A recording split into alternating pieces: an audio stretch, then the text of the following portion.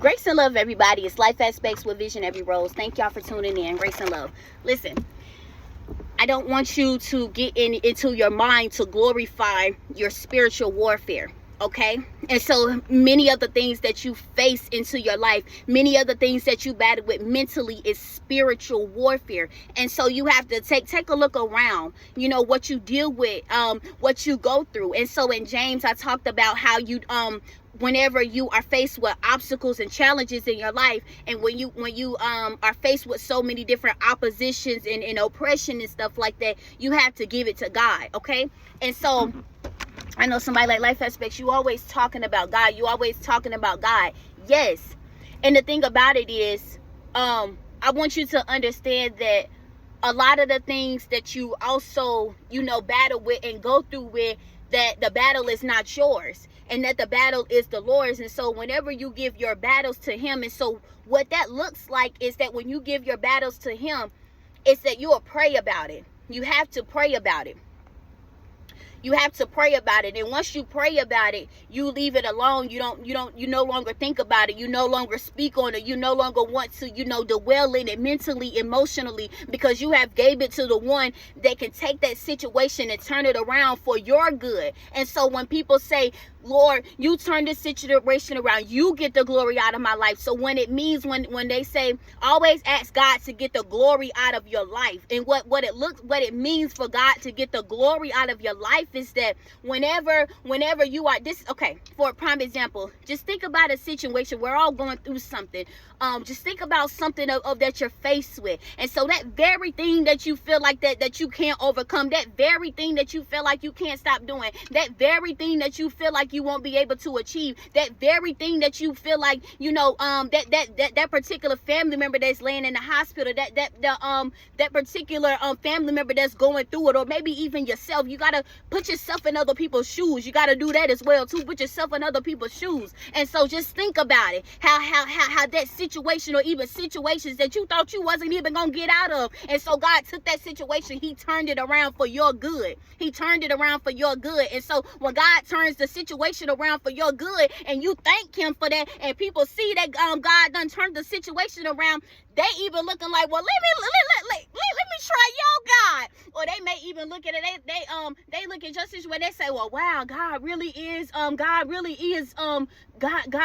don't worry, that thing got, you know, they even start to give your God credit. They say, they be like, what, for real? They see it, and then when, as you thank God, that is how he's getting the glory out of your life, because you thank him. Your test, all of the obstacles that you went through, your test turned into a testimony. And so when you tell your testimony, see, this is, you don't understand, it's deeper than on your end. But you never know, like I said, how other people can see. You never know. You never know how your testimony could be a blessing to somebody else. Your testimony has stopped somebody from committing suicide. Your testimony had made someone want to get saved. Your testimony had made someone to want to keep going. Your testimony had made someone want to break away from the toxic family, break away from the toxic relationship. Your testimony, you never know what your testimony done to somebody. I mean, not done to somebody. You never know what your testimony have did to somebody. You never know. And so this is why when they say, when God gets the glory out of your life, God gets the glory out of your life. He gets the glory out of everybody's life. And so, hold on. So, going back to the warfare. You don't glorify your warfare, but you give it over to God. So you pray, you stay in your word. And this is why you stay in your word, because when those attacks come to you, you will know how to pray. You will know how to rebuke it. You will know what to do, because the people in the Bible, they all had a story. There are some people in the Bible that dealt with mental conflict, anxiety, depression, oppression.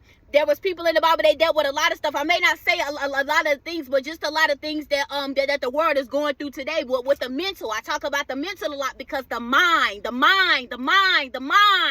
That's why I talk about the mental. Life Aspects, you always talking about the mental. Yes, baby. I always talk about the mental.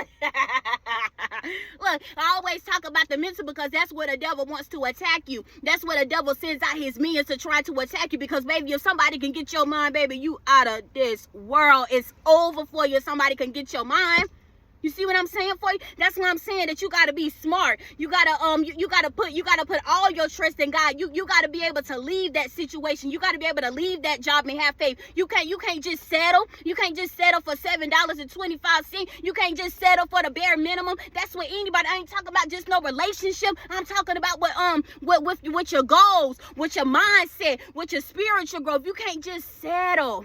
You can't just settle. Many people think it's always about just settling for a relationship. It ain't always about a relationship. It ain't always about some being loved by somebody. But the thing about it, before you love somebody else, you know you gotta love yourself first too. That's number one. But listen, whenever you have that strong, this is why you gotta know who you are. You gotta know who you are. But number one, you gotta know who you are in God, because if you don't know who you are in God and somebody come along and tell you who you are, you're gonna be bamboozled. You're gonna believe it. You're gonna start acting out on it. You're gonna start doing it. And see, that's the thing. That's the thing. That's that thing.